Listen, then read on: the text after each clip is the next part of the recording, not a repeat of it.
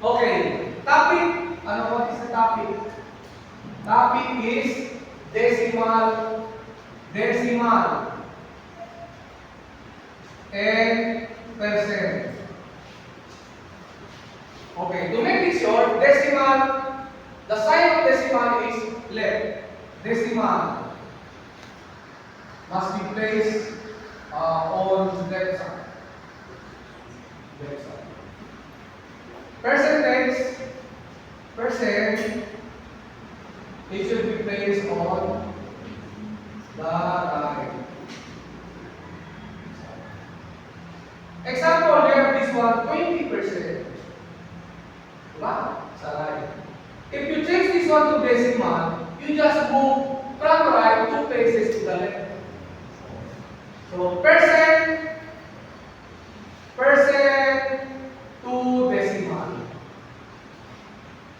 Okay? So, you just change 20%, that is, you just change to the left. 1, 2. So, this is 0.20 decimal. Okay? So, ganun lang kadali. Ang percentage pati yung decimal ay nakaparehas. But the thing is, you cannot multiply percentage to your calculator directly. All you have to do is, you change that into decimal. Okay? Okay. What do you mean by percent? Percent, anong ibig sabihin sa percent? Per hundreds. Hindi kasi nagpinigyan sa tao. Per 100. Okay? When you say percent, okay, change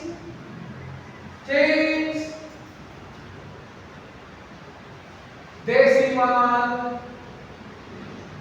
to percent and to fraction. So there are 3. Decimal ang given, percentage mo, and then fraction. For example, you have 0.25. Okay, 0.25. To change that into percent, you just move 2 places to the right. 1, 2. So it will be equal to 25%. So that is the answer now. Decimal to percent. What if to fraction? Diba? Fraction na. So 25. What is percent?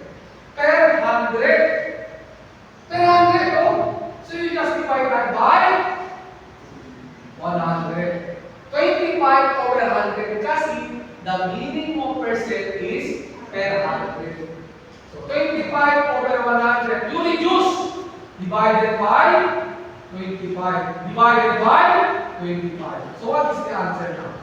25 divided by 25 is 1. 100 divided by 25 is 4.